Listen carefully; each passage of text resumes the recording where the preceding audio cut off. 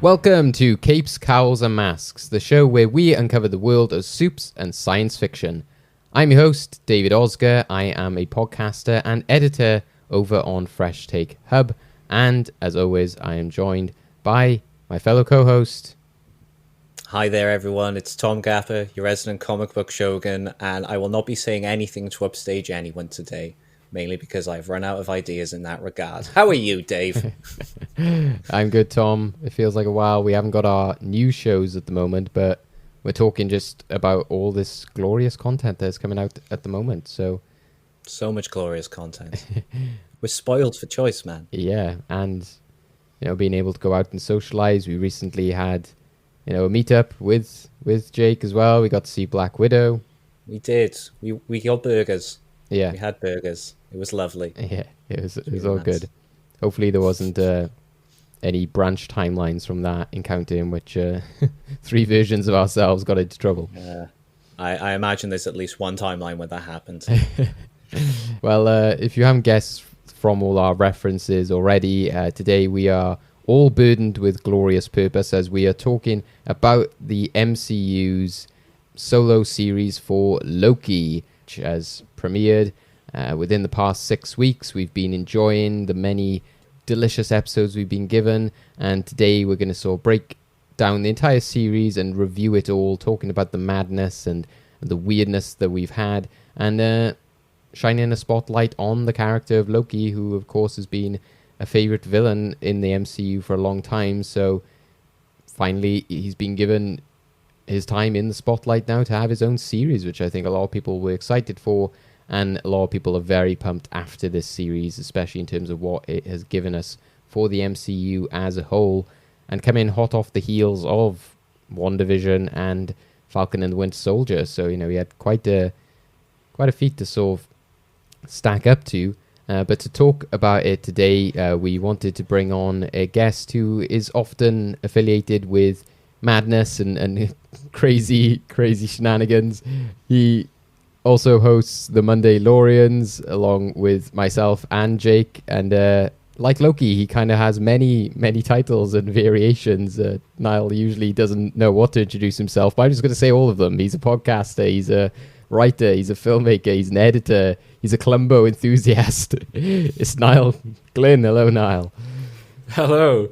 I feel like a variant of myself today. I'm not allowed to talk about Star Wars, just the MCU. Yeah. Don't know what. I'm so happy to be on the show. Thanks for having me.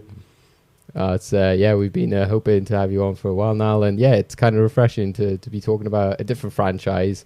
And I think this one is quite an apt one for yourself because, as I know personally of editing on Fresh Take Hub, you have somewhat of a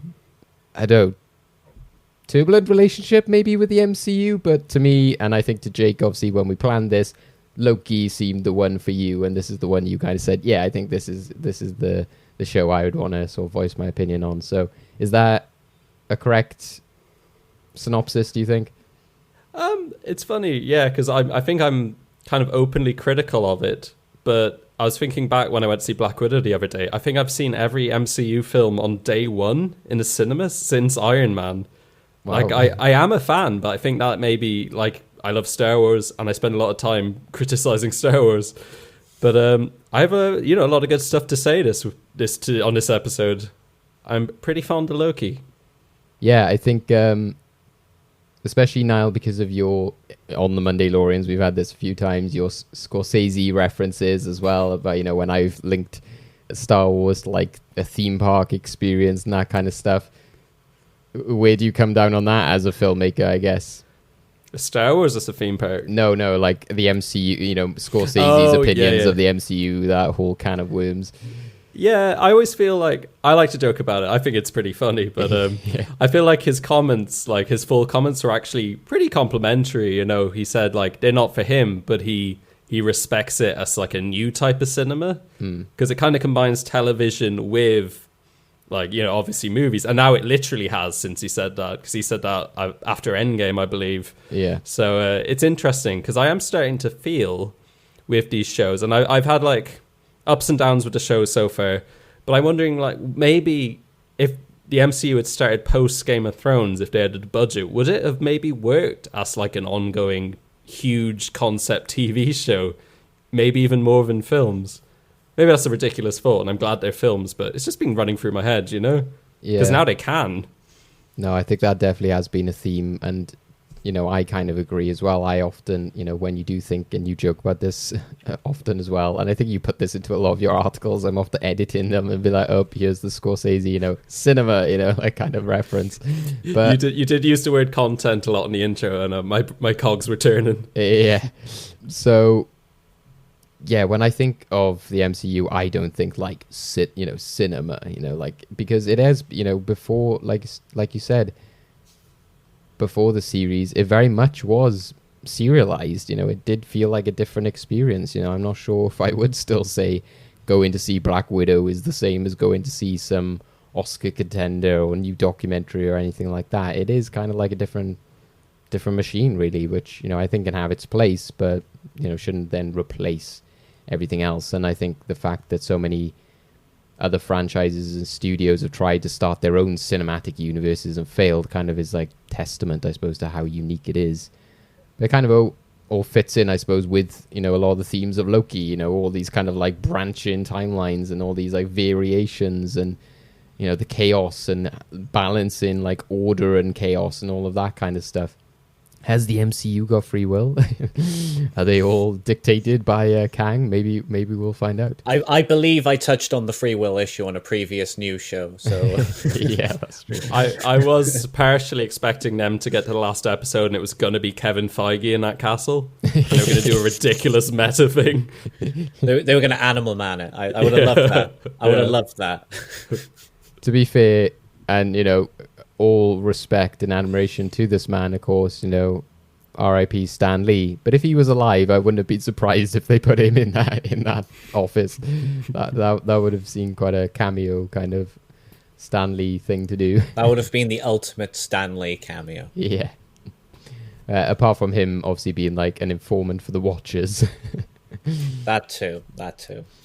So, yeah, we're going to be talking about the overall themes and general headings of these episodes, and talking about the story, the characters, some of our favorite filmmaking aspects, favorite moments throughout all 6 episodes, so we can sort of pick and draw from all moments of the season.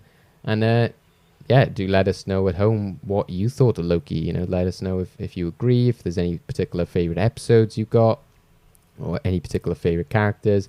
But we're going through a lot of that today in this episode. So I'll start first off with yourself, Niall, as your guest today and joining us. What are your overall thoughts about the Loki series? Overall thoughts. I think overall I was really nicely surprised by the show, because the trailers were quite good, but I was thinking like I had a quite quick turn off from WandaVision, which kind of promised itself more quirky. And I found it like quite quickly revealed itself to be much more like standard MCU stuff, which is a bit disappointing. Whereas this, I think what helped was the shorter run as well, but it had like a much tighter focus and just some, oh my God, what excellent guest stars as well. Because obviously Tom Hiddleston, his career kind of came from Loki. He's in some great films before that. Maybe I'll recommend later on. but he's so synonymous. Maybe he's like the closest to Robert Downey Jr. in this franchise, of just being like associated with this certain character who's like known as the scene stealer. But he is just so terrific, and it's great that they've, as you said, like let him off the leash a bit. Even though like he stole a lot of his scenes in the movies, but it's great to have him as a protagonist. And I was always worried sometimes like great side characters just don't work as main characters, But I think they found a really interesting angle for it, and there's some like interesting meta stuff that works in with the themes. And yeah, I suppose I should say like maybe my only downsides is I think like in the middle it sags a little bit, and sometimes when like Owen Wilson isn't on screen, I am thinking, where's Owen Wilson? He's my Poochie, but in a very positive way. But yeah, and just for the final episode, I've had some interesting talks with people about it, and I'm really curious to know what you guys think. Some people I know really didn't like the last episode, and some really did. And I think maybe that is contextual to how much you know about the character who shows up at the end, you know? Because I suppose if you're familiar with the material, you know that's a very exciting character to come into it. And if you're not, it's like, who is this man delivering exposition for 20 minutes? But he's a great actor, so I would listen to him read the phone book. All I'm thinking of now is just Owen Wilson with when he gets pruned and just being like, I have to go now, my planet needs me, and then just being slid away. Like my timeline needs me. Somebody on Mobius died on his way back to this. Yeah, somebody on the internet, please make that, because a lot of people are responding to my requests in terms of things being made, including Alligator Loki on the Lacoste logo, and also Jake showed me that somebody has made Jeff Bezos and his team as the Fantastic Four, which I also asked for. So. Yes, that was beautiful. Yeah, I loved it. So thank you, internet, for that. Yeah, I think it's definitely interesting what you said about this being a shorter series and how it's been different to ones like WandaVision and Falcon and Winter Soldier. Tom, what's your overall thoughts? Obviously, we've been talking a bit more about it week to week on some of the new shows, and I think a lot of people who listen in would know you're a fan of Loki in general and this kind of storytelling. Have I given that away? Have I given that away, really? I thought I was quite subtle about it. I absolutely loved the series as a whole. I thought it was everything I wanted and more. I mean, I'll get this out. I'll get the criticism out of the way before I go into like gushing over the show. I will kind of agree with you guys that the third episode was probably like the weakest one. I mean, I enjoyed it for what it was, but compared to everything else, it was a bit slowed down. I thought I know Dave talks about this. I know some of the conversations were a bit just like predictable and a bit repetitive. And I was a bit disappointed that Loki Prime, as I will now refer to him as, didn't suit up in his full garb, at least for the final episode. I mean, as much as I enjoyed his Time Variance Authority variant like outfit, I thought like, you know, when you're facing He Who Remains, you know, Sylvie's like in a battle armor. She's ready. What's Loki doing? Wearing a beige shirt. It does not complement his features at all. Especially when Richard E. Grant was wearing that incredible costume. Everyone felt underdressed after that. And young Loki even give him his sword, and he just like miraged the holder. And I was like, why did you not just use that moment to make the complete costume appear? That was literally my thought in that scene. In an otherwise perfect episode, I was just like, come on, man. But yeah, overall, I loved the series. I loved all the side characters they introduced. Like, obviously, Owen Wilson as Mobius was a standout. I loved every scene he was in. And again, the reason why the third episode was one of the weakest, because he wasn't in it at all. Apart from, you know, the brief, like, previously bit at the start. I hung on to that previously bit. I paused on it, stared at his beautiful mustached face. It's often an enemy of mine. You know, me and Niall, when talking Mandalorians, were like that, damn, you know, previously on. But, you know, they haven't got a second season yet, so maybe they'll come back to haunt them. But yeah, I think all the time, Variance Authority people were great. Like Ravonna Renslayer, Judge Renslayer, she was fantastic, and Hunter B-15 was fantastic as well. Obviously, another Lovecraft Country alumni, and she stole every scene she was in, especially after, you know, the moment after though she realizes like her whole life is a lie and she's like being on the wrong side of things. Just her character changes, like in some ways very subtly, but in other ways like very differently. And just like that last conversation she has with Renslayer before she goes off, I loved that scene so much. I thought she was fantastic. So I want to see more Hunter B-15. I probably loved it maybe as much as Mobius overall in the whole season. But yeah, to get this out the way as well, Richard E. Grant, I think, stole the entire show. I have never been more gripped in my life than those like last 10 minutes of that episode. I know there's going to be some people who are just like, come on, man, there's like much better examples of cinema that can grip you. I'm like, no. As a massive comic book fan, as a massive Loki fan, as a massive Richard E. Grant fan, seeing him just go like, just seeing him do that, like I've said this to Dave and Jake before, just like watching him do his whole like magic bit and watching Tom Hiddleston and Sophia Di Martino do their thing whilst they're trying to like enchant Alioth. Richard E. Grant really made it seem like he was actually using those powers. Like, I completely 100% bought into his performance. Like, everything he did with that was just perfect. And I think this is just like me gushing over Richard E. Grant because he's just so perfect. Anyway, but yeah, it was great. And then the finale. I mean, we'll probably talk about the finale more in depth a bit later on. I've probably rambled on a bit too much, but that finale was... I know there'll be, like we said, some people were not so much a fan. Me, personally, I loved every second of it. I think it was perfectly summed up by a meme we shared in the group the other day, whereas basically Loki and Sylvie going, so you mean just 30 minutes of the episode is us sitting by a desk talking? And then it's Kang going, yes, but my performance will be so mesmerizing and like flawless that you'll love every second of it. I'm just like, that sums up that so perfectly. But yeah, those are my thoughts. I've rambled on a bit. So Dave, what do you think? Yeah, for myself, I think, like Tom and Niall, I think I've had some minor issues with it. It's harder for me to sort of like latch onto those now after having such a strong end 3 episodes. And I think that those like last 3 episodes are... I know, it's hard for me to say, like, you know, I think they are some of the best like franchise genre television we've had on streaming, I think, for the past few years. And it very much still stays into that universe of like the MCU kind of stuff. So again, it's hard to sort of compare to, you know, your Breaking Bads and your Sopranos and all that kind of stuff.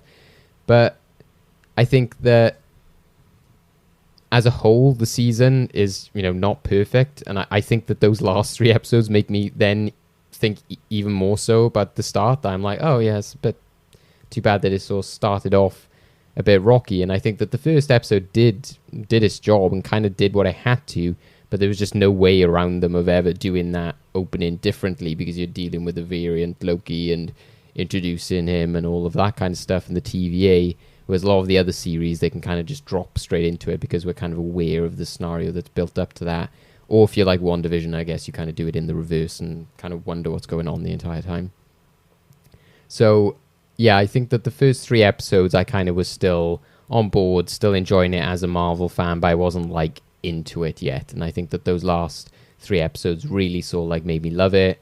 I think, again, in terms of like whether it's like my favorite of the bunch so far and whether it would rank as highly on like an overall MCU list, I'm not sure, because while I think that if you were looking at it, say, again, to bring up Star Wars comparisons, I would be like, yes, The Empire Strikes Back is like technically best film, but personally, I just enjoy Return of the Jedi more. I think for me, like personally, I just got more out of WandaVision, even though I agree with Niall, there's a lot of like flaws and problems that it has. It's just that for me, the themes and the characters and the sort of action stuff that happens there is just kind of more my jam. But this is still very much to my kind of tastes of time travel stuff, cookie magic, all of that kind of thing. I suppose if Loki did have a bit more element of that, maybe if he borrowed some of the elements of classic Loki, which is why I loved that so much, if he was kind of what we had seen in the films, even more the trickster using his illusions and his magic a bit more, I would have sort of like clung to it a bit more, because that's why I enjoy about a character like Wanda, that she embraces the magic and the crazy powers that she has, whereas I felt that Loki never really did that, I think, as a character, whereas the series did, but I didn't feel like Tom Hiddleston's Loki did. So and I was a bit unsure about Sylvie at times, but she sort of won me around by the end.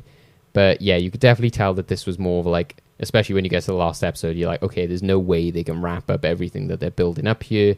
It very much was a season 1 leading into season 2 kind of series, which I think also differentiates it from the other 2, which are kind of almost one and done sort of shows.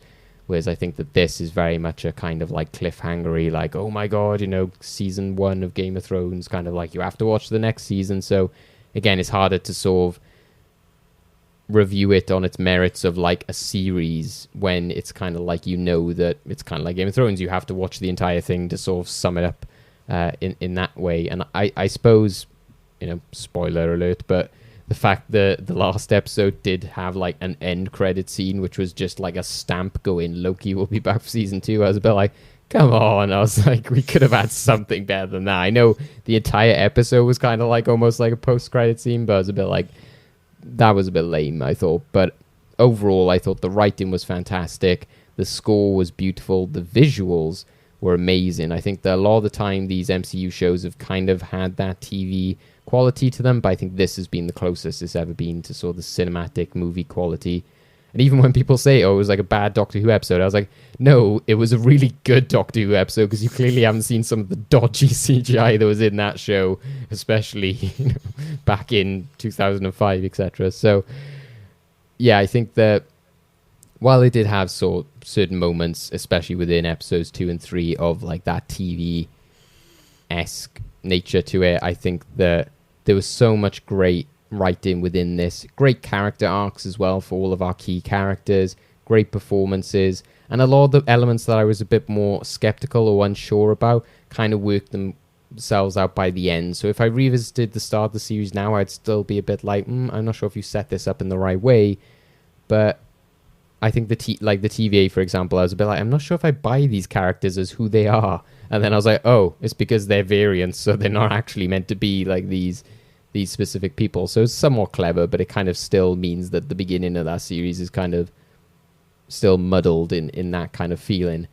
But yeah, I think overall, like Tom said, the fact that penultimate episode was so perfect, that one really does sort of like help to give an overall view of the entire series as just being really well crafted, really tightly knit, and just really clever. And I think the last episode, I would agree with Tom. I think that was really compelling television, because you're really compelled. And I love stuff like that, especially as we mentioned again before, like Star Wars and stuff. Sometimes I'm like, give me more like talking and drama between characters. It doesn't have to always be things blowing up. If you can have a really engaging conversation, which again, Game of Thrones did very well, and shows like Castlevania do as well, in which you can sort of be drawn in by just the drama of their conversations and the themes and topics they're talking about. I think that's really great stuff. So by the end, I really respected them for that. And I think that a lot of people really respect them, that they're now going, yes, this is a big thing towards the future of the MCU for movies. So yeah, I think obviously we all have sort of positive feelings towards it, with some slight niggles towards certain episodes. Is there anything else you guys want to add before we go on to our other parts of the episode?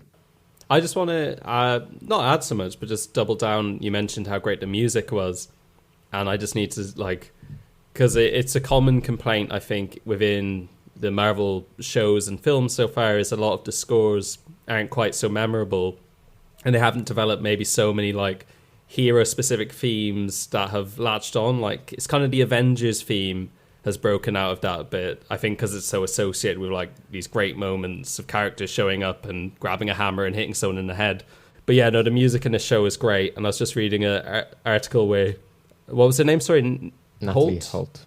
I almost called her Nicola Holt. I made like Nicholas Holt into a woman, but she's a variant of Nicholas Holt. I was reading that she was inspired by like the synths that Wendy Carlos used on Clockwork Orange, and I was like, oh yeah, because this show has a very like 70s sci-fi aesthetic in so many ways that I really loved. Like, there's such a Terry Gilliam feel in the first episode, and just brilliant little touches. Like, and I agree with you. I think visually it is pretty strong. I think there's some like weird CG at times. Like, I thought the Pompeii stuff looked weirdly rubbish. I don't know what it was about that. I think it was just, it looked like a really small set. Yeah. Because they don't really move around.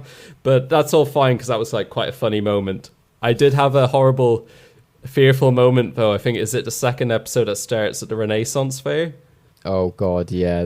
I just had a moment, it's like, oh, please don't tell me this is meant to be medieval times. Please tell me this is a Ren Fair. And when they revealed it, I was like, thank God. Okay. But even then, I was still worried, because that's quite a trope of, I don't know, I suppose maybe because we're like British or something, but you know, it's always like, oh, the Renaissance Fair. And I'm like, what are these fairs? Like, I've never been to one of the, I know that in castles and stuff in the UK, they'll often have things, but not so much. To be fair, I think that particular Renaissance Fair is like in the 80s or something. So people back in those days just typically, they had less to, the internet wasn't a thing, right? Yeah. So they had to just go out and do things. So they'd go to these things like. Well, Americans seem to love it, which is ironic, because then they rejected us. They're like, oh, let's embrace this, like, icon of British history. Oh, even though bitter Imperial Dave. Yeah, we rejected them. I just don't like that they threw some tea in the sea. I was like, come on, there's some quality tea right there. it's like I'm conflicted because, like, you know, I am a British person, so I'm like, damn you, America. But as a Welsh person, I'm like, good on you, you got out, Exactly. got out. David, if it makes you feel any better, think how much American culture we're subjected to and that we copy. So I think exactly. they won in the end. Yeah, I know. I think whenever like I see now that people are having graduations for like completing like year 6 in school, I'm just like putting my hand in my head like, oh man. What's the line in Incredibles? It's like, why do we celebrate mediocrity? I was literally thinking that scene. I was just trying to think of the line. So thank you for from 5th grade that. to 6th grade. They find new ways. That's it, yeah. Welcome to the Time Variance Authority. I'm Miss Minutes, and it's my job to catch you up before you stand trial for your crimes. So let's not waste another minute. Settle in, sharpen your pencils, and check this out. Long ago, there was a vast multiversal war. Countless unique timelines battled each other for supremacy, nearly resulting in the total destruction of, well, everything. But then the all-knowing timekeepers emerged, bringing peace by reorganizing the multiverse into a single timeline, the sacred timeline.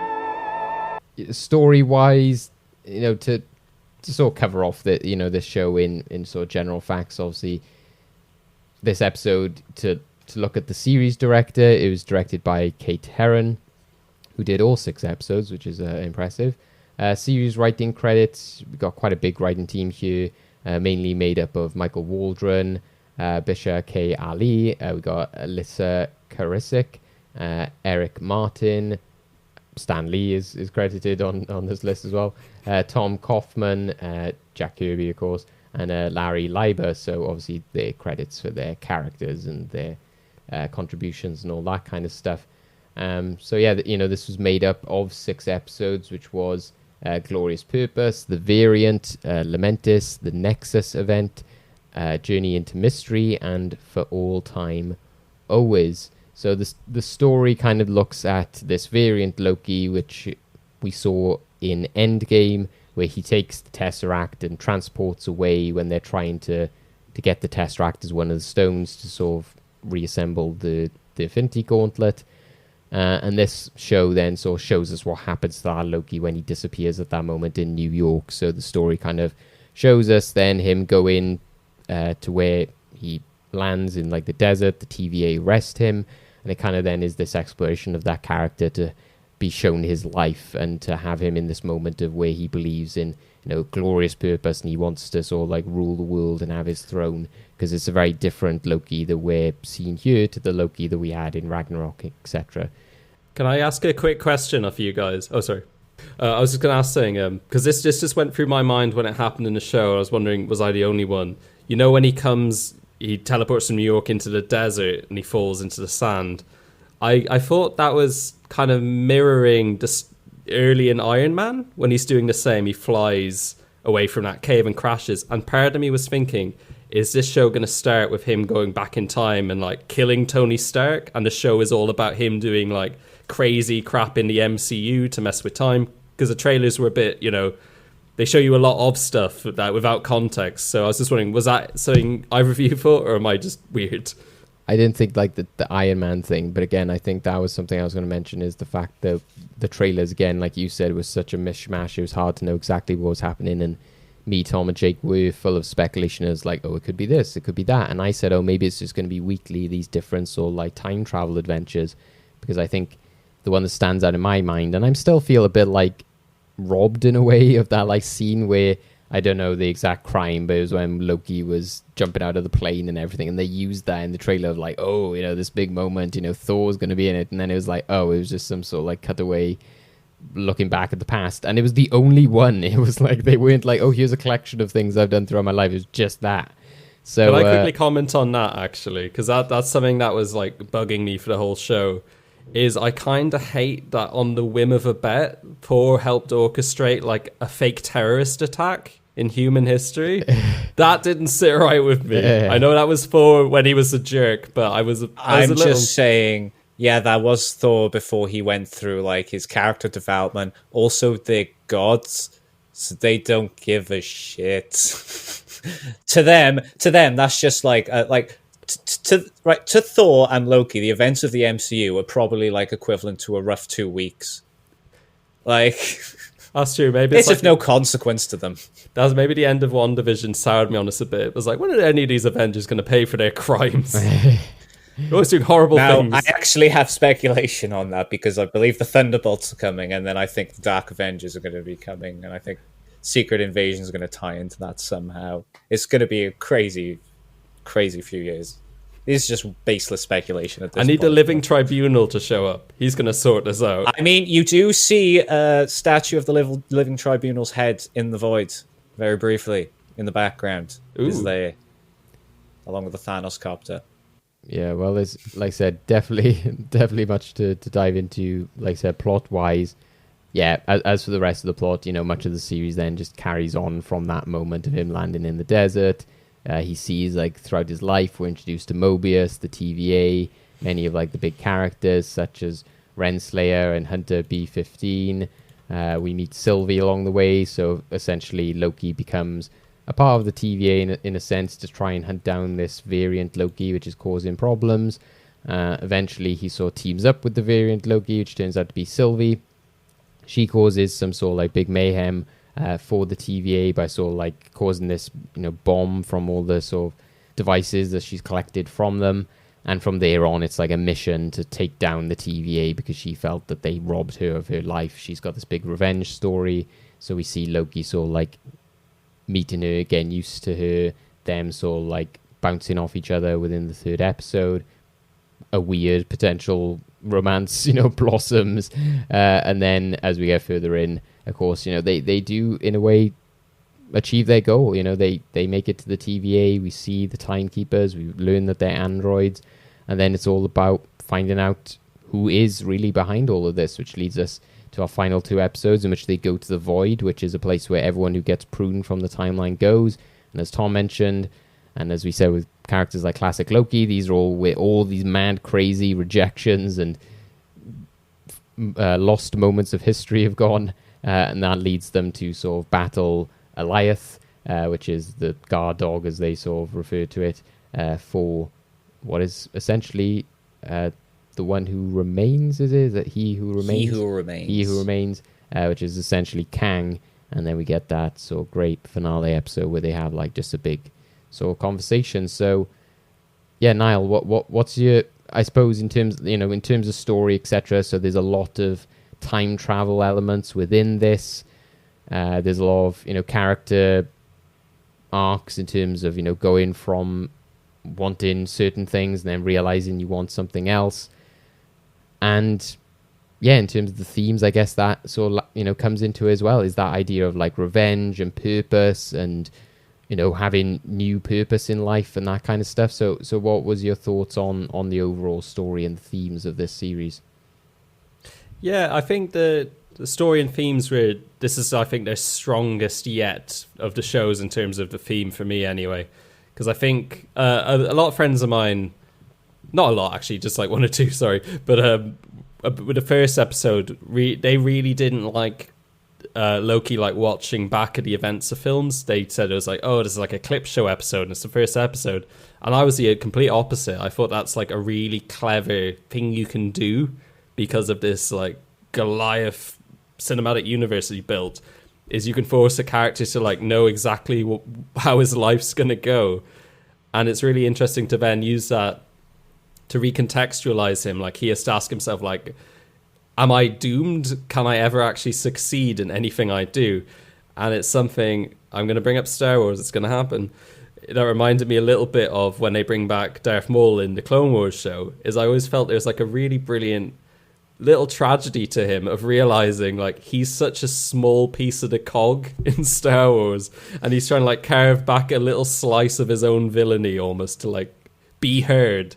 And I thought this was great. Obviously, Loki in the main films has a little bit of a heroic redemption, but it's great to put him right after Avengers when he's like falling the flattest on his face and forcing him to look in the mirror and be like, this will never work out for you.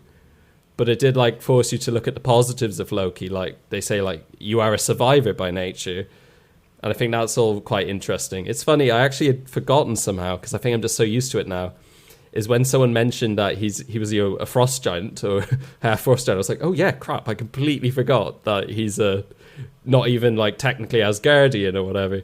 So it's just, he's got like a lineage built up for these movies, and I think they kind of deconstructed it and asked some interesting questions from it.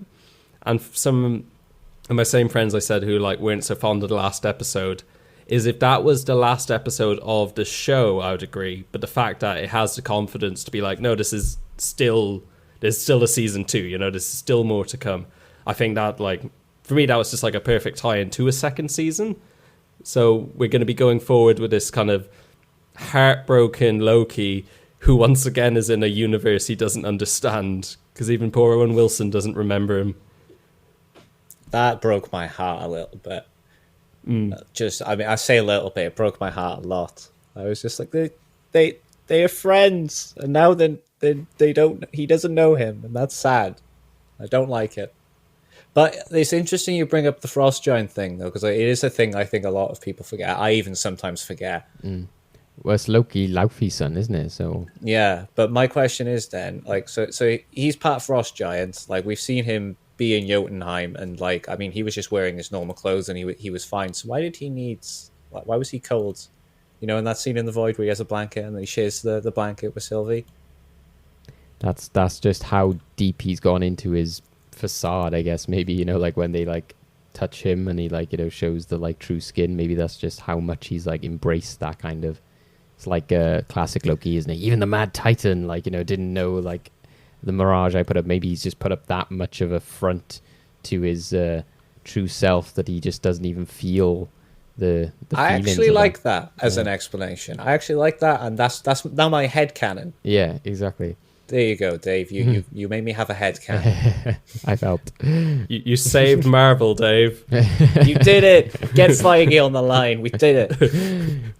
I say Marvel, and then I come along and be like, wow, this is like a roller coaster. I was like, get out. Like, he's ruining it again. Scorsese's going to be on our case. I'm like, no, I'm sorry. You know what this needs to be more like? The Phantom Menace. Get him out of here. So, yeah, I think the themes are definitely some of the strongest elements, and I agree with you, Niall. I think that to have a character who, at that point, like you said, has fallen flat on his face, but is very much still in this glorious purpose phase of his life, to kind of watch moments, it's almost as if he goes through the arc of the Loki that we have in the cinematic universe just at that moment, and it's kind of like, how does the Loki who was like hell-bent on revenge and getting his throne react to like him being responsible for his mother's death, and not in the way of like it gradually happens, but he literally just sees it there and then he sees himself die, etc. So yeah, I think that's very interesting and makes for quite an interesting character. And I think that it's what makes that moment in the final episode land so well, is that when he says to Sylvie, he's like, look, I know how you feel in this moment, when he says about, you know, her wanting revenge, and he's like, you know, this won't get you what you want. And I think that was why that was so clever, because I was like, yes, we can completely buy into this, because we have seen the arc of this Loki, and we can fully buy into him having that realization that your supposed glorious purpose is perhaps not what you thought it would be, and wouldn't give you what you wanted. And in an essence, it still happens. You know, I think Sylvie does what she does and is left there on the floor like, oh, this potentially hasn't given me what I wanted. So I think that those themes of purpose really come across really strong, especially again when you bring in a character like classic Loki, who again is playing with that idea of, you know, I think Richard E. Grant did say that he kind of embraced the element of, you know, he's an outcast. He's like the god of outcasts. The fact that he's just been abandoned. And I thought that was great as well, is that you've had this show, which to me, say the MCU has done a really good job of, say, Captain America, to me, is Captain America. That perfectly encapsulated it. I think obviously Tony Stark with Robert Downey Jr., he really encapsulated it. For me, I think, not that I'm like the biggest like Loki expert in the world from the comics, etc., but I kind of always saw it as like MCU Loki. I didn't really feel like, oh, that is Loki at like his core. Maybe because it's like a Norse mythological character, that there's always going to be an element of like, you know, that's not Loki, because you know that Loki is a very different character in some other iterations and stories, etc. So I always felt that like Hiddleston's Loki was very much his own creation in that way. So it wasn't to say that it was like worse or bad. It was kind of like, again, like a Joker or something. It was like Heath Ledger's Joker, you know, that everyone has their stamp on it. So I felt that Hiddleston had his stamp on Loki. But I think what was interesting about this series is they made such a thing of, rather than saying, this is Captain America, this is Tony Stark, this is Loki, they went, no, Loki is like an idea. Loki is like this general character, and you can have loads of variations of him. So it isn't just one man. It is just a concept, which I thought was like really clever, which was brought to life in that great episode again, where you've got Alligator Loki and you've got all those different Lokis that like attack them in their little throne room, etc. So, and the TVA are often, you know, complaining about them. So I thought that was a great theme. Niall, I see you sort of agree there, I think. Oh, there's this one I wanted to say, because this is something I remembered while I was watching it, that I think is kind of a testimony to how much I like Tom Hiddleston in the role. Because I do agree, like, though my comic experience, I should say, of Marvel is generally like the very old stuff, like the 60s Stan Lee, Jack Kirby stuff. Because that was the stuff that was like reprinted a lot when I was growing up. And they did those like lovely books that had like the entire like Inhumans, Galactus arc of Fantastic Four. They just cram loads in. I discovered like so many great things through that. But so that's where I'm more familiar with, where Loki is kind of like the Waluigi of Marvel. He's just like this scheming, cackling weirdo. Because Tom Hiddleston made him hot, you know, which is very important. But in the first Thor movie, Tom Hiddleston was so bloody good in it that I think it was like around halfway through, like before he's done like the big turn, I was like, oh, it's cool they're not doing Loki as the villain in this one. They're setting him up for the next film. And then obviously I was like, oh, he actually got me, you know? He's just like really terrific. Yeah, that's all I had to say on that. Sorry. No, fine. Yeah, Tom, what do you think of the Loki element of this? That, you know, he's a state of mind. He's not just a man. I'm kind of in agreement with you, Dave, what you said about the fact that because he's based off Norse mythology, you're always going to have so many different versions of the character floating around. In terms of like whether Tom Hiddleston's Loki is kind of like comic book accurate, I think at least in the first Thor film and the first Avengers film, like the Loki storylines were more in keeping with the comics. But I think even though the characters changed a bit, I think the core of the character still remains the same. Because like even though Loki is typically a villain, he's also quite often not, or at least it's often like way more complicated than like people realize. Like it like there was a whole series of issues where he led a massive alien invasion to Earth, and he was doing it to help them. So just I'm a fan of Loki in the comics, but I'm also a fan of MCU Loki. I think for the MCU, he is the perfect Loki. I think Tom Hiddleston encapsulates him like brilliantly, and I could never get tired of seeing Tom Hiddleston play him, and I'm glad to see that Tom Hiddleston apparently can't get tired of playing him, so that's also good. But yeah, just like throughout the show, I did like I do love how, like we touched upon it earlier, how like, you know, they start showing him like clip reels from his like life, like his biggest failures, like after he's just been like slammed by the Avengers and thrown into this like weird circus cult type thing. But then it's the fact that they make him watch how he kind of caused his mother's death there. And I think the acting from Tom Hiddleston in particular in that episode, just the whole exchanges he had with Mobius, just essentially just going through like different stages of just like, no, I'm just going to be my usual mischievous self. Then being all like, no, you know, I really need to get out of here. And then just being like accepting like where he's at and just like the crushing weight of that.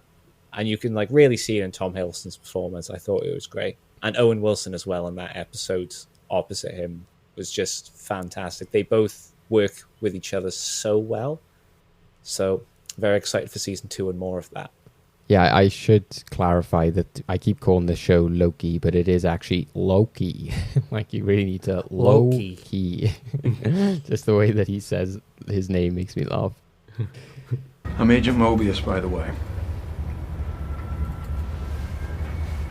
Are you taking me somewhere to kill me? No, that's where you just were. I'm taking you someplace to talk. Well, I don't like to talk. But you do like to lie, which you just did. Because we both know you love to talk. Talky. How long have you been here? I don't know, it's hard to say. You know, time passes differently here in the TVA. What does that mean? You'll catch up. What did you guys think of the sort of mystery, I guess, of this series? So WandaVision, I think, did really succeed from the fact that there was so much build up to the end. A lot of people, whether they felt that paid off or not, is sort of up to them. But here, we kind of really got maybe what people wanted in that scenario of like, oh, this is what's going to happen, and it did. And I think that there was a lot of speculation when you got to the episode with the timekeepers, and there's like, oh, are these fake? Are these real? And then like the heads come off, and you're like, oh, okay, ooh, you know, like I remember when that happened, I was like, oh wow, you know, we're really kicking into gear now, which was great for that point in the series. The fact that was like what, episode 4 was it? No, even episode. Yeah. Episode 4, you find out that the timekeepers are... Yeah, exactly. So I think that it was great because, you know, you don't want to just be holding something like that right till the end. So, Niall, did you feel that it sort of held up because... Did you almost feel that you knew what was going to happen? Because I think we've talked about this before, was it me and you, Tom, where sometimes people just want what they think is going to happen so that they can feel vindicated and they can enjoy being smart about it in a way, I guess.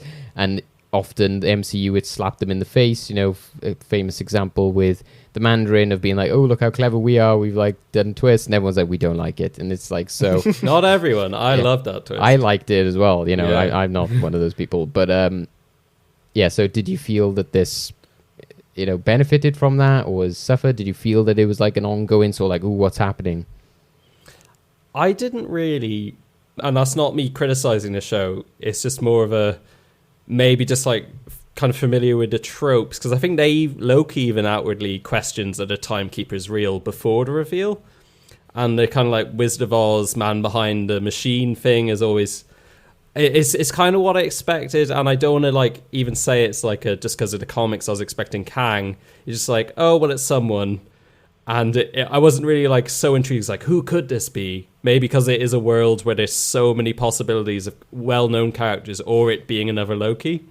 I was, though, for the first few episodes thinking, just because I knew he was casting it, like, oh, Richard E. Grant's going to be like an old Loki, and maybe that's the villain, because maybe they're not going to do Kang. But the more episodes came on and people found Kang Easter eggs along the way, I was like, they got to be doing Kang, right?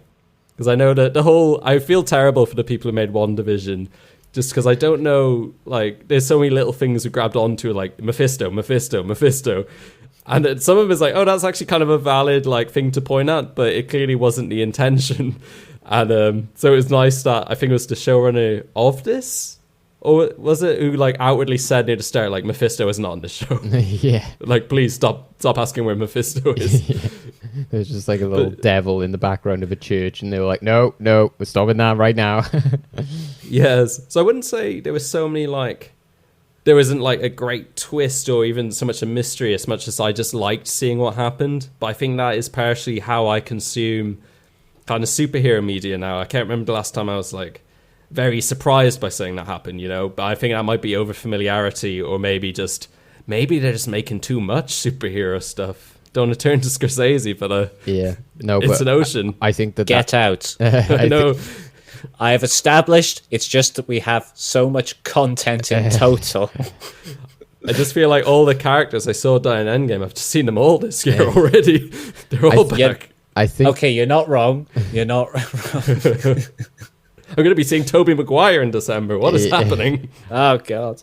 I think it's... I think it is true, though. I think a large part of the fan base and the reason the MCU has become so big is because people, you know, again, like you have all those YouTube videos like, oh, 10 things you missed in, you know, this kind of thing, and, you know, like pointing out stuff, and who is this? You know, a lot of people, when they, you know, watched WandaVision, for example, like one of the big Google things was, who is Agatha Harkness? You know, so it's bizarre that this show's like, oh my God, it's Agatha Harkness. And everyone's like, oh, it's Agatha Harkness. Who's Agatha Harkness? You know, like it's just funny that, but everyone gets involved in that experience and that story. So I think that that's why it does work to their benefit in this situation, to kind of, you know, like you can have that moment of being like, oh, like sat with your friends, like, oh, did you know that's a reference to Kang? And they're like, oh wow, you're really smart, and they're just like in their head like, yeah, I just looked at like an article which I pointed that out, etc. But yeah, I think it does work to their benefit in a project like this, because they did build it up themselves almost, in that Loki is questioning it. They have the Wizard of Oz sort of like tropes and elements to it. Tom, were you so pleased by the fact that it kind of did stick to what we expected, at least in terms of Kang and the time travel kind of stuff? Well, yeah, I mean, like I kind of said at the start, like the show was like everything I wanted and more. So like, whilst it did go the way I expected in a lot of ways, I think this is like the thing with superhero mediums, and definitely like in comics, because like you can say that in comics, like quite often there's not going to be any huge like shocks. You've kind of seen the storylines before at some point, but it's always about like those big epic moments. Like, so I kind of called Kang from the start. I mean, as soon as they announced Loki's dealing with time travel, I said Kang's going to be in this, just because he is time travel in Marvel.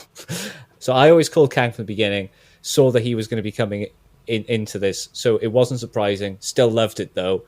But then you have a moment like Richard E. Grant going full classic Loki, like creating like Asgard to like lure away Alioth, this great cloud that eats everything at the end of time and space. And just the emotion in it, just like that is in a way a surprise. Like, not in a plot way, not in a narrative way, not like, oh my god, I didn't see this coming, but more like, I mean, I was expecting great things from Richard E. Grant as classic Loki, but I wasn't expecting anything that magnificent. And again, it was kind of like, I expected Kang, but what I didn't expect was like the final episodes to just mostly be like talking and building the tension and just like having that bit of exposition, but I still loved it. It was a really nice surprise. And just as well, even though I was kind of excited for Jonathan Majors' casting, like as Kang initially, like actually seeing him like as He Who Remains, I'm just like, I need to see more of this guy. And the great thing about the character he's playing is that we can see so many different versions of this guy. So we can see so many different facets of Jonathan Majors' acting, because He Who Remains is not going to be the same as Immortus, who's not going to be the same as Victor Timely, who's not going to be the same as Pharaoh Ramatut, who's not going to be the same as any of the Kangs that exist within the multiverse or the time stream.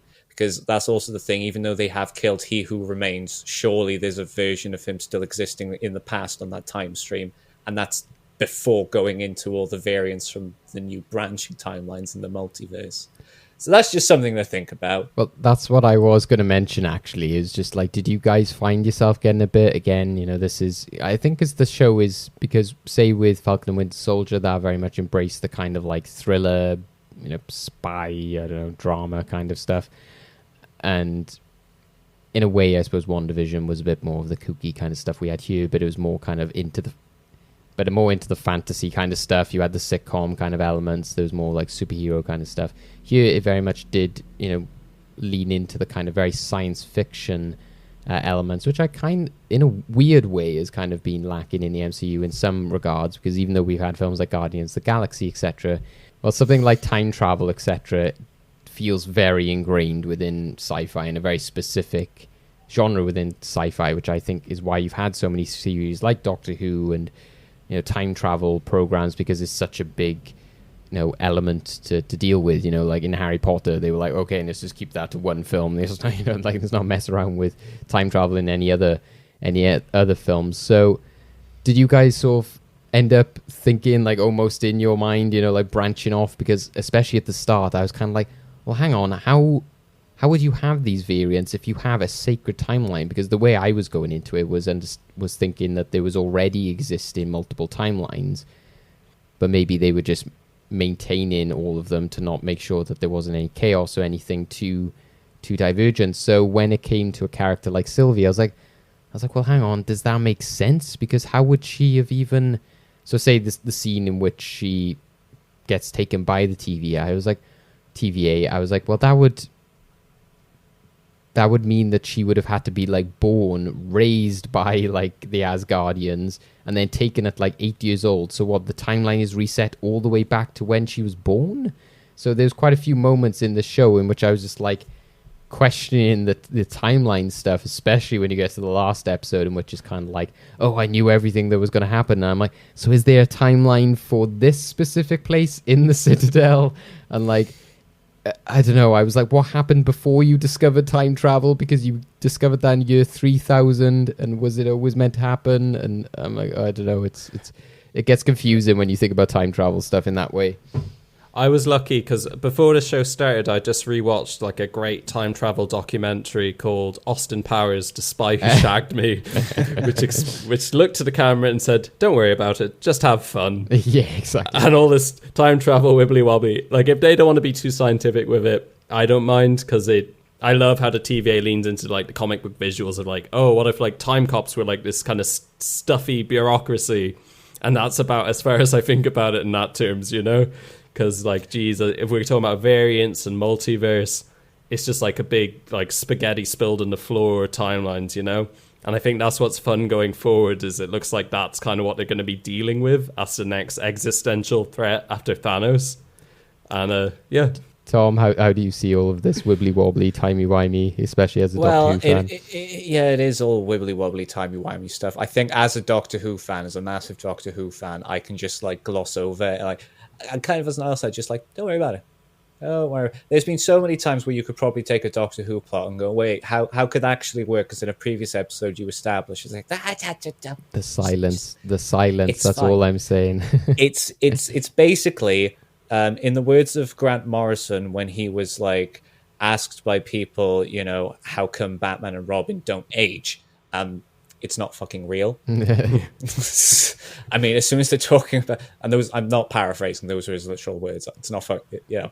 So it is just that case of just we're already in this fantasy world where like a guy got hit by gamma radiation and turned into a huge rage monster.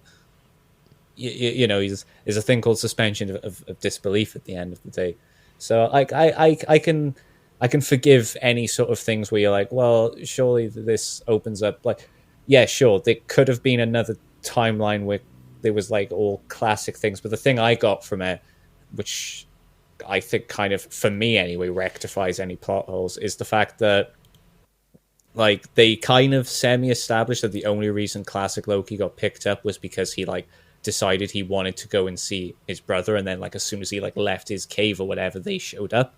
So that was obviously going to create like a very divergent timeline. So before that there was no need to prune it. So yeah, I guess they possibly within the sacred timeline itself, maybe there were multiple timelines with like subtle differences, but overall they keep the same kind of pattern. But obviously now we're getting Multiverse of Madness. Now we can see like proper variant universes.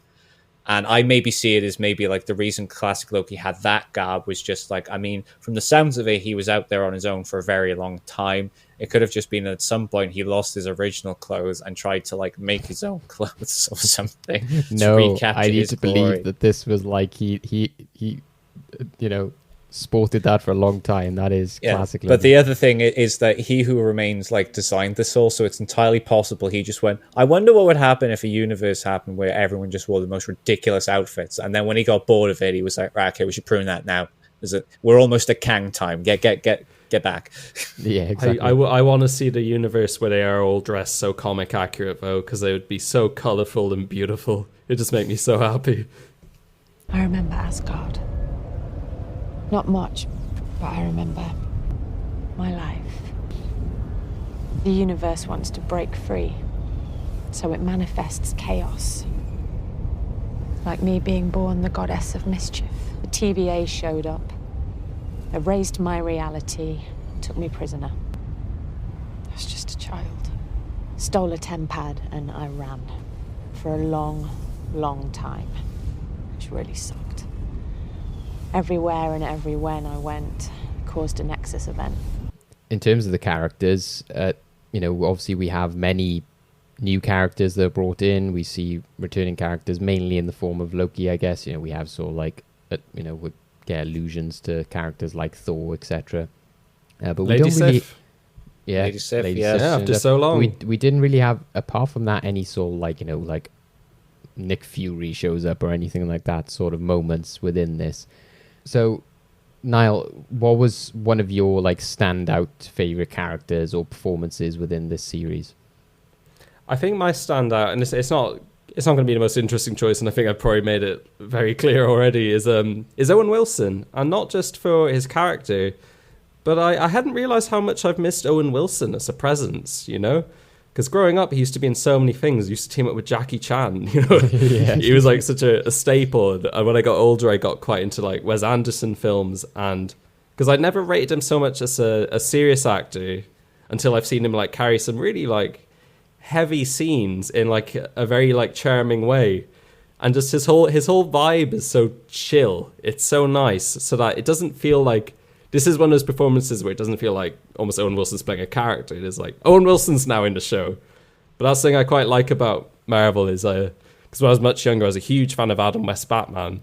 And I loved that they just got like guest characters, sometimes really prestigious actors in, just to be, you know, silly for half an hour.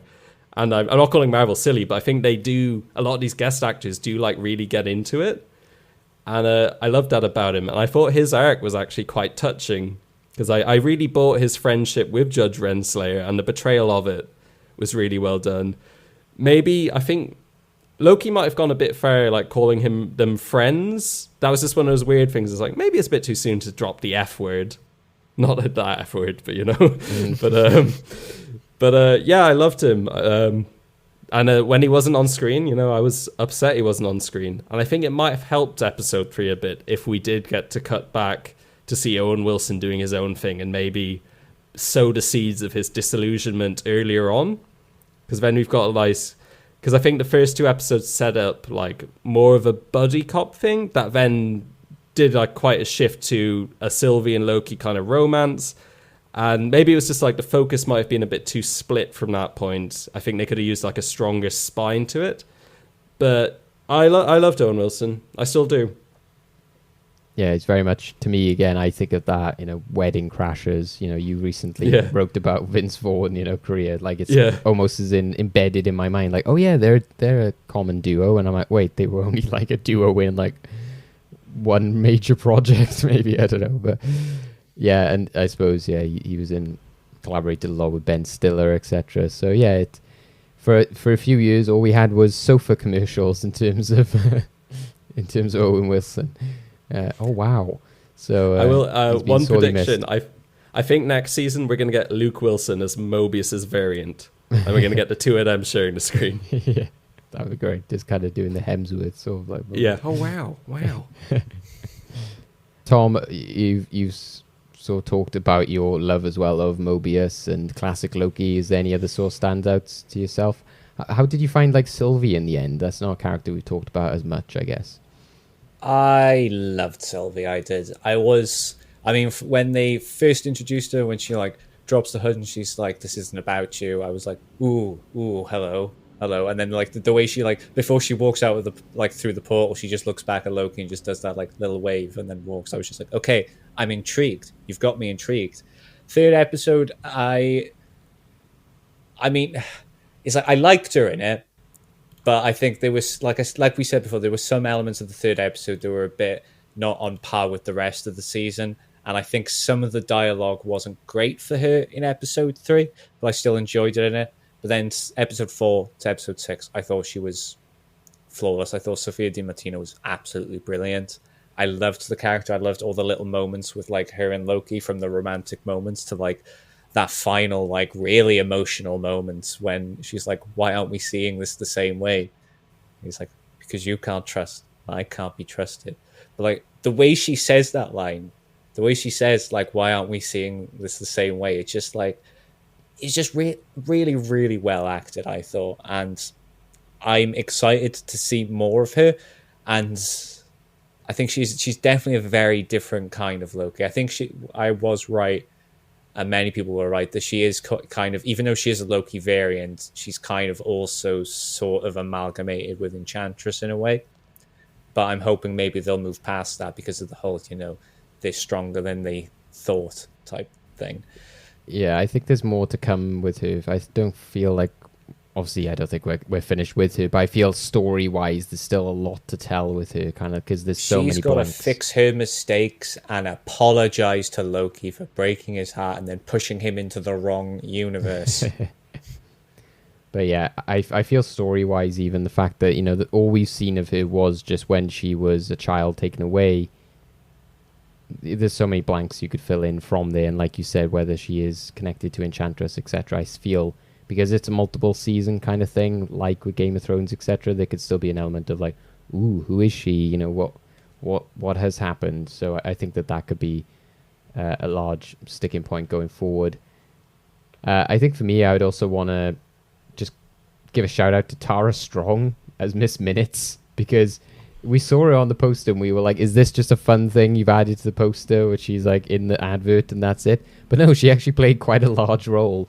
And I think she did a really good job in those moments in which, like she was flicking through the files and Judge Renslayer was trying to buy time and she was like, oh, give me a sec, honey, and all this kind of stuff. And this, the fact that it is Tara Strong, who's such a well-known and talented voice actress who plays characters like Ash Ketchum and stuff like that, I think that she did a really good job to sort of like take what should be like an absolutely ridiculous character and just really make her sort of believable in a way, I guess. She sort of did a really good job as that. So I was sort of really impressed by her in the fact that they sort of made her like a fun character. Like, people have mentioned that moment where she like suddenly appears in the final episode, and I think that she did a good job with the accent, and it was a fun character. I think also the actress who played Renslayer, like I said, Gugu Mbatha Raw, I wasn't so sure of her at the start of the series. I think, like you said, Tom, with Sylvie, she was also given maybe not the best dialogue or like direction, but I felt by the end, again, the last few episodes, I liked that element. I kind of was almost on board with her, the fact that they were like, we know the truth, we got to take it down. But I was kind of almost on board with her. I was like, well, no, like I've got to believe that this has been done for a reason, and this wouldn't be done for a reason if it wasn't important, and I have to stick by my guns. And I think that made sense to the character. And I liked that she was a head teacher, because my issue with her throughout the entire season was like, I don't see her as like this judge, this big like sort of character. So when she was like a head teacher, I was like, yes, that's what this, not any disrespect to the actress, I guess. Maybe that's intentionally the way she was playing it. But I think even just the way they sort of dressed the character and the way that she was written, I was like, I'm not sure if I completely buy her as like the head of the TVA in some way or form. So by the end, I think it was almost, again, this theme of purpose that she was like, I've got to believe in this. And I think she almost played like a Mordo role in Doctor Strange, in which she's like, she's been alienated by what's happened and she's gone off on her own path. And I really like that line with her Mobius. I think, like you, Niall, I agree that they built up the relationship with them really strong. And I like where he said, you betrayed me. And she's like, no, you betrayed me. And I was like, wow, that really came across strong. And I love the way she's like, you just did it for a couple of Lokis, I was like, Loki's now become such a common thing that it is just like, you did it for a few beers, you did it for a few Lokis, I think that's just quite fun. So yeah, she was a real standout for me in that sort of like final episode for that reason, I think. But of course, I think we can't sort of wrap up the characters without mentioning Jonathan Majors, who, as I mentioned before, has got so many facets to his character.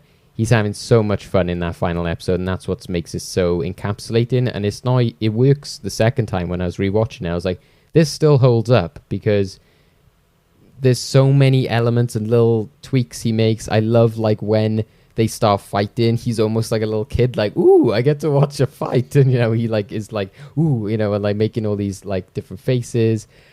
And I love his line, and this is, partly because of John Majors, but also the writing, when he just tells Sylvie to just grow up, and he's just like, grow up, Sylvie, and he's just like, get a grip, and he's just like, I'm like, thank you, because some of my like frustrations with Sylvie was like, okay, we get it, and so when he tells her to just like flat out grow up, I was just like, thank you.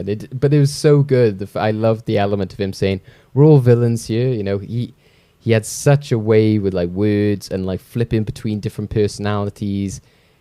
It didn't come across to me like, Niall, you'll know, like when we watched Jupiter Ascending, like with Eddie Redmayne, that kind of seemed like a forced kind of like, okay, we get you're trying to make this like big impactful, kooky character, but I'm not sure if it's quite worked. Whereas here, this is one of those moments in which it's like, yeah, this is really working for the character. He's having such fun with it. And you can completely buy, oh, yeah, I can see this working as the next Thanos, because it will always change. It'll always be different. And I think it's really good that we're getting a human character that could potentially be the next Thanos. Because when people say, like, oh, Galactus or Doctor Doom, even though he is some form of human, there's still some kind of, like, separation there to an extent. And even though Kang is, you know, in essence, a super powered being, etc., at the end of the day, like he says in the episode, he's like, you're just a dude. He's like, yep. And I just love how casual he is. He's like, yeah, no chill here, man. He's just like, and when, like, he doesn't even go for the Willy Wonka kind of like, well, I need to retire at some point. He's like, yeah, this is a young man's game. He's like, and I'm not so good anymore. And this is like, I just like how casual he is about it. He's just such a great casting. Niall, what did you think of him in the final episode? Jonathan Majors is so great in this, but it's so fun because I think actually back to what you were saying, Tom, about like the idea of surprise or twist. I think this actually was clever in that way because although there was a lot of people expecting Kang, I don't think anyone was expecting like this version of the character, this like kind of wacky, like really tired of it all almost and ready to die. He was completely flippant to it, you know. It's like finally not his problem anymore. I thought that was great because the value of Kang is that you have so many variations of him. Like one of my favorite Avengers comics I remember is when Kang teams up with the Avengers to stop Immortus. So it's like Kang and the Avengers versus himself as an old man, and it's just one of those brilliantly wacky comic concepts. And I love that they're already like showing kind of a dedication to this. Because although I love Josh Brolin as Thanos, but I do have friends who are like disappointed they like, you know, they tweaked his motivation a bit to make it a bit more understandable than wanting to like have sex with a skeleton, which is kind of his character in the comics. Bit more complex. I know. I'll allow it. I'll allow it. allow me to have it. But yeah, but you know, because it is just so out there about like the idea of like him being in love with a personification of death. And I think like in a few years, that's the kind of thing they probably will do in some way, you know? But I like that Marvel has always been building up, because it's funny to forget like that first Thor movie, which I'm actually quite fond of. I know some people really don't like it. I love it. Yeah, but the way they did, they kind of like, it felt like they were going out of the way to be like, oh, they're not gods, they're like very advanced aliens. It's like now at this point, they're just kind of so on board with magic and all that. It's just taken them a while. Sometimes Marvel like is afraid to put its bum in the bath in case it's too hot, but now they're in there, you know? Now it's a jacuzzi, they're just chilling. So Tom, from that, you know, comic Shogun aspect, you know, how do you feel about the portrayal of Kang? Are you excited? And I think it kind of solidifies that Quantum Mania is going to be a time travel kind of very focused film as well. Yeah, I think it works because, like I've said, because there's so many different variations of Kang, like so many. Honestly, Jonathan Majors could have played him in any way, and I would have been like, well, that's, you know, a version of Kang, sure. But like, I did love the way he portrayed this, like, as you said, this like kind of like old and tired, like just done with it all guy. In fact, I really loved like the whole shift in Jonathan Majors' performance, like from the start, and then when he shifts into that, like, because truth be told, I'm old. This is a young man's game. Like the whole shift in his like just posture and just like the way he was like verbalizing everything, I was just like, whoa. Incredible. I'm definitely excited to see more variations of Kang. Particular ones I'd like to see is, I think I've mentioned before, is Ramatut, which was the Egyptian one, which I previously on the show accidentally amalgamated him and Immortus together, but they're actually two separate entities. So I apologize from that. Mm-hmm. Even I can make mistakes, people. Someone please explain to me what the hell is going on! Look, it's been a very, very, very trying past few days. Months? I don't even know how long it's been since New York. All I know is I got pruned, and I woke up here, and now I'm surrounded by variants of myself, plus an alligator, which I'm heartbroken to report I didn't even find all that strange. And now we're running from God knows what, trying to get to God knows where, when what I need to be doing is trying to find a way back to the TVA. Niall, I know like me and Tom have probably gone over like a lot of our favorite moments. I think definitely Tom's, as we've mentioned, is the whole finale of the fifth episode, and yeah, mine is probably a lot of that as well. You know, loving like alligator Loki. One moment I just have to mention is just when him and Mobius are talking. He's just like, "How do you know he's a Loki?" He's like, "Well, he's green, isn't he?" I just love that logic. Just like, he's green. He's like, "Oh yeah, of course."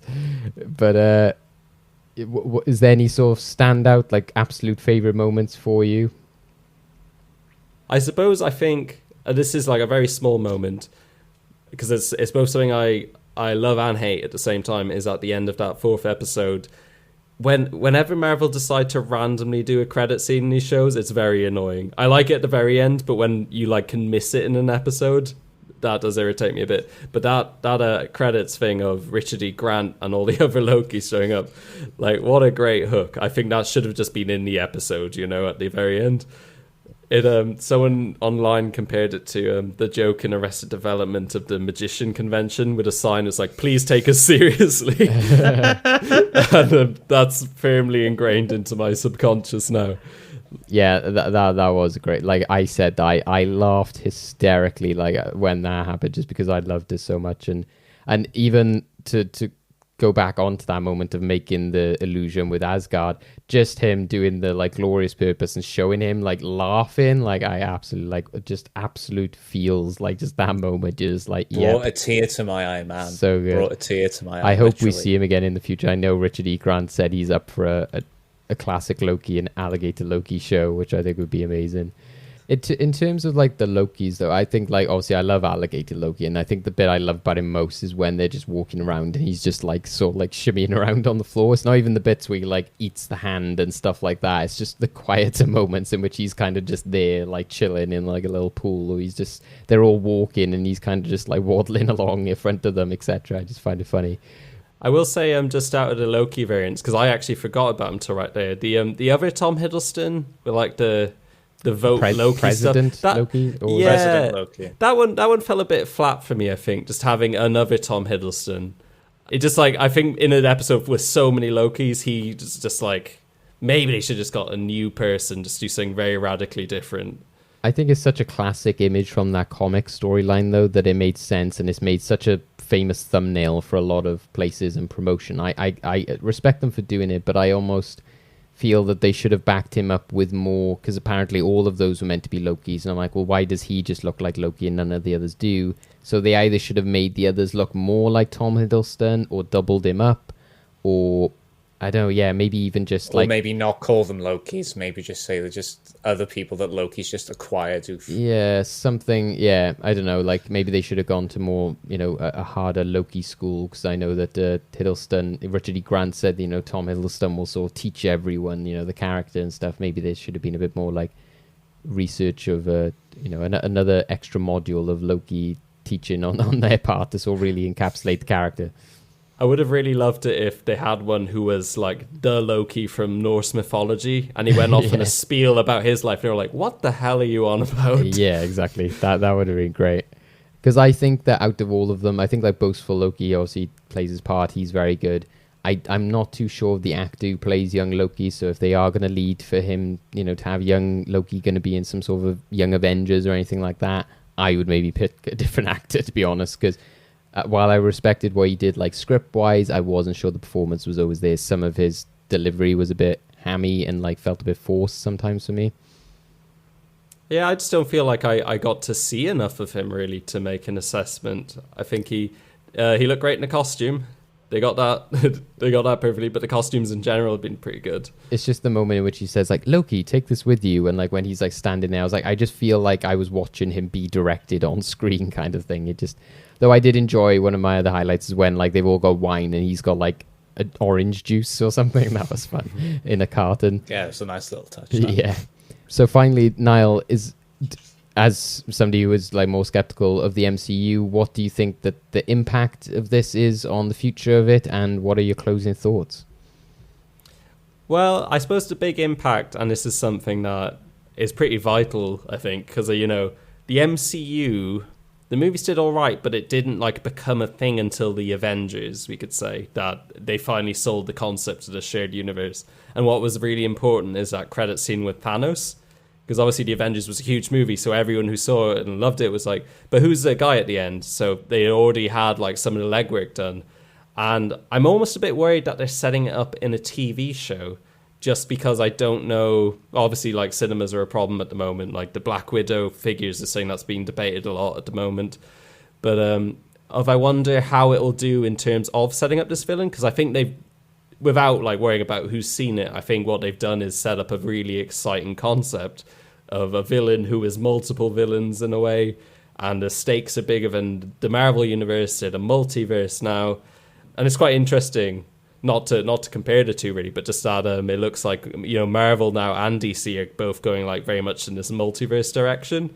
And like, no matter when DC announce it, Marvel always seem to step in, and they was like, oh, they're already planning that. You know, it's just It's crazy. But I suppose that's comics. They have so much they share, DNA wise.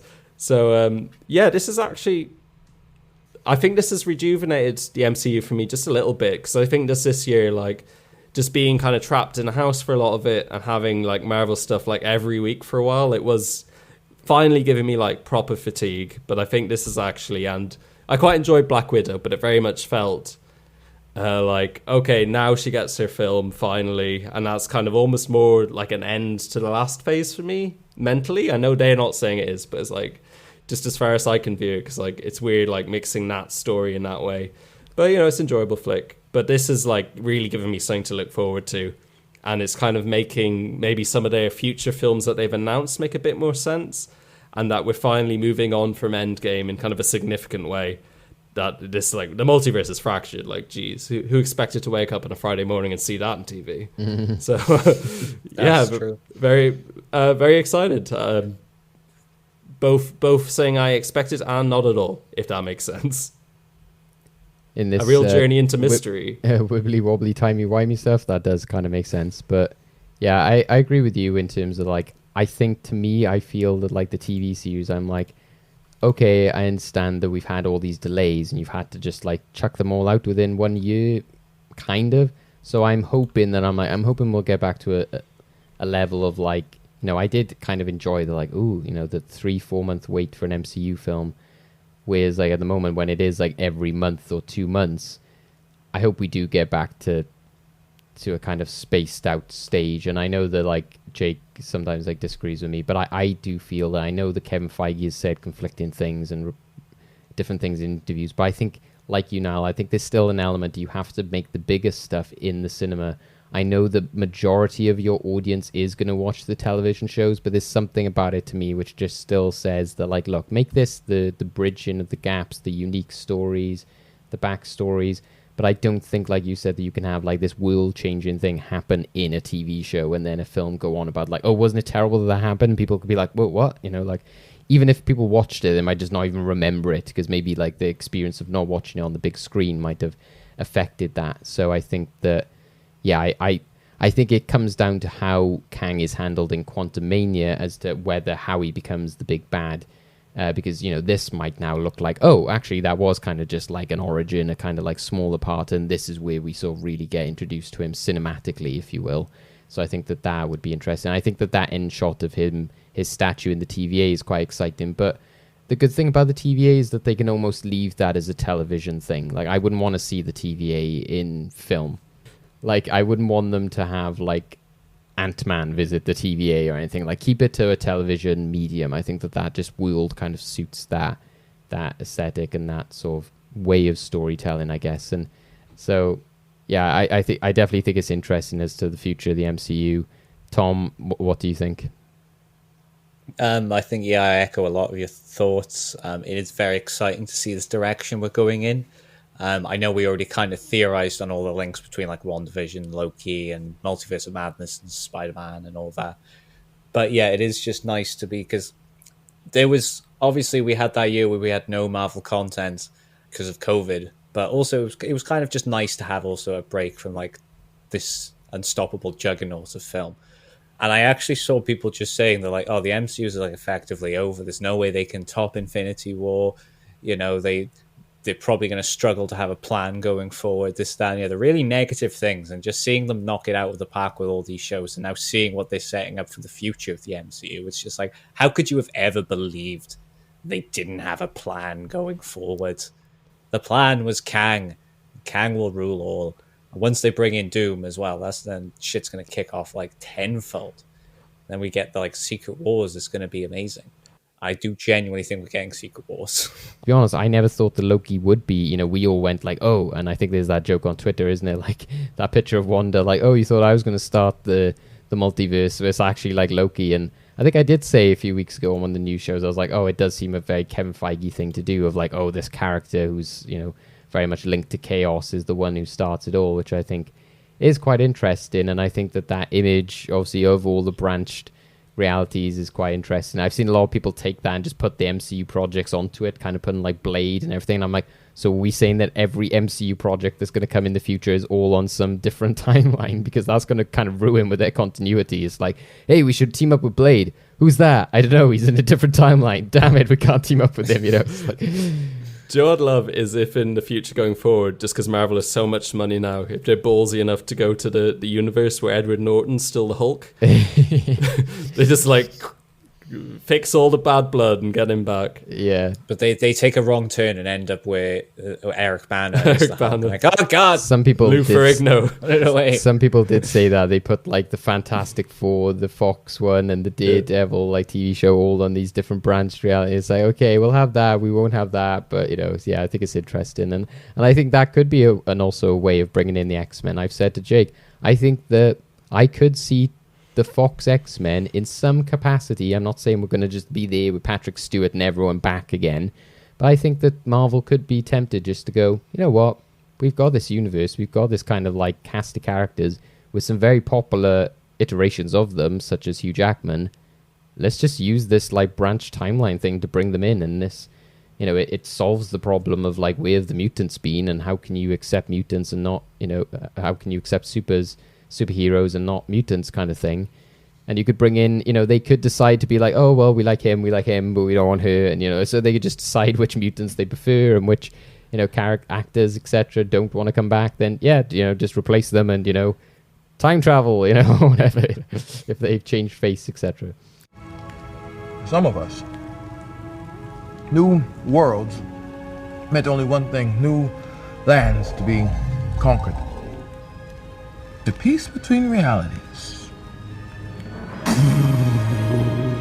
erupted into all-out war, each variant fighting to preserve their universe and annihilate the others. This is almost the end, ladies and gentlemen, of everything and everyone. And then the Timekeepers came along and saved us all.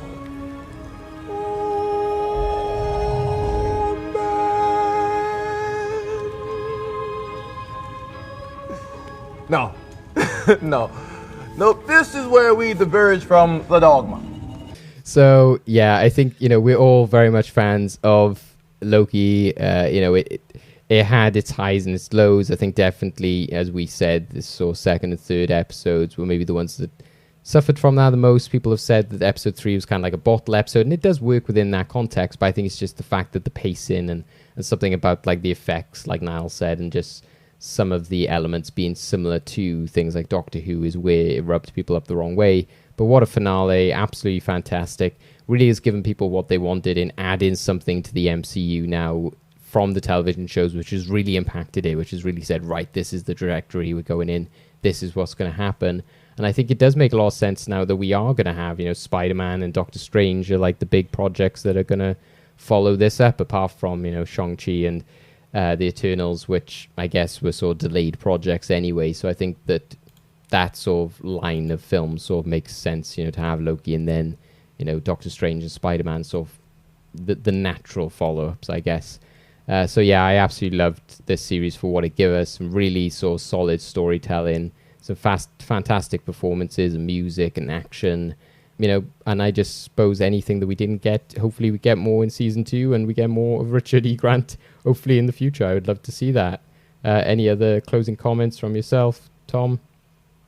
Yeah, just that I want more Richard E. Grant as well. And I think this will be a much more successful campaign than my Bring Cap Wolf to the MCU campaign. Which just died on its ass, like the rest of my dreams. So yeah, just cracking show. I wouldn't say absolutely perfect or flawless, but I definitely say it's my favorite of the shows Marvel has released so far, and I think even my favorite of the shows Marvel released previously. So I'm sorry, Agents of Shield and Daredevil, but this is also, does this actually help make Agents of Shield canon again? I think it does. I'm holding on to that. Agents of Shield is canon, people. Those are my closing thoughts on Loki. You can't tell me I'm wrong anymore. You heard it first. Agents of S.H.I.E.L.D. is canon. Coulson lives. Niall, any closing thoughts on yourself? Closing thoughts. Maybe just to reiterate, yeah, because this is definitely my favorite of the MCU show so far. I just think it had such like a perfectly, not perfectly, sorry, but it had like a very well-defined beginning, middle, and end that it's something I think they've been struggling with. Like I've heard that the last episode of Falcon and Winter Soldier was quite affected filming-wise by COVID. And looking back, I can feel it. And some of the fight scenes in this, especially in episode 4, are absolute cack. And I think that might have been a problem with that. That fight in the TVA is just kind of gibberish to me. But it's so short. It's not like fights aren't really the focus of this, so I don't mind too much. But no, aside from that, I really enjoyed it. I think it had like such an incredible cast to carry it that you don't, as we say, was it the Doctor Who thing, the time wibbly wobbly? Or have I got that wrong? Wibbly wobbly, timey-wimey. Wibbly wobbly, timey-wimey stuff. I'm a Doctor Who fan now. Yep. That's all you need. Yeah. That's all you need. Good actors can sell the strangest crap. So I shouldn't have called it crap, but oh well. That's my review of Loki. Great show, and we look forward to talking about more Loki in the future, obviously, because we are getting a season 2, as that end credit sequence, if you can call it that, showed us. And yeah, we got lots more MCU television projects coming up in the future, as well as our movies. So yeah, we'll be happy to have you back on board to talk about more Cape shit in the future, Niall. And yeah, for everyone to keep tuned for all our sort of reviews on the movies and shows coming up in the future. So thank you all for listening for this review episode. We appreciate people coming on board every week, listening to us discuss and geek out everything in the world of comic books. Before we go, where will the listeners be able to find you? Niall, what are you up to at the moment? Yeah, so you can find me on Twitter at Niall Glynn. I tend to post a lot about movies, so now that all movies are like Marvel and DC movies, just joking. But so I talk a lot about superhero stuff. Sometimes I'm catty, but I don't mean it. I'm just having a good time. I say it out of a place of love. You can find me on Letterboxd as well at Niall Glynn, where I post what Jake kind of disparagingly called tweets rather than reviews. I know, I felt there was some, like, I was like, ooh, when I heard that, I was like... So now we'll remember this. Jake's not here, I can say what I want about him. Yeah. But no, I'm very fond of Jake. It's weird I said that. It makes it sound like there's more drama. But, you can find me on Twitter, you can find me on Letterboxd. I'm also a fan of Jake. You can follow Jake at... But, well, actually, you can follow Jake at Sweaty Jake, and I think all of us are sweaty at the moment. Yeah. So, Sweaty Dave, Sweaty Tom, Sweaty Niall. I just had... recently, I had my first article go up for Massive Cinema, and I'm hoping to write some more for Fresh Take soon. Once there's like film and stuff that kind of grabs me, and it's just so hot, it's really hard to work as well. So when the weather allows it, I'll be back typing my little terrible thoughts. So that's me.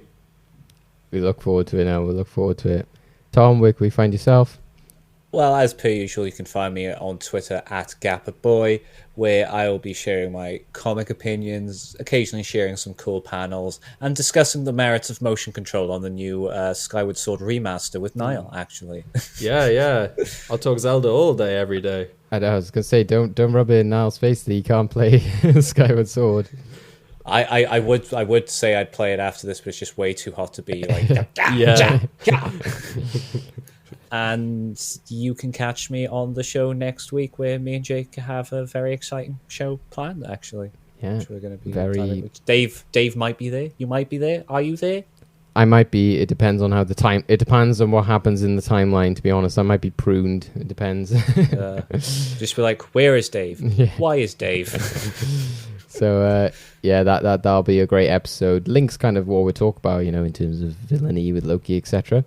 So keep keep an eye out for that one. You can also catch me on Twitter as well at David Osgar, Osgar. You can also catch me on Letterboxd, so you can see all the films that I'm currently watching, including films like Niall mentioned, Black Widow. I am skeptically waiting to go and watch Space Jam 2. I'm a bit worried. Pray for me. And yeah, you can catch this podcast also, the same sort of social medias. You can catch on Cowls Masks on Twitter, also on Facebook. You can catch us on all the podcast platforms such as Anchor, Spotify, Apple Podcasts, Google Podcasts.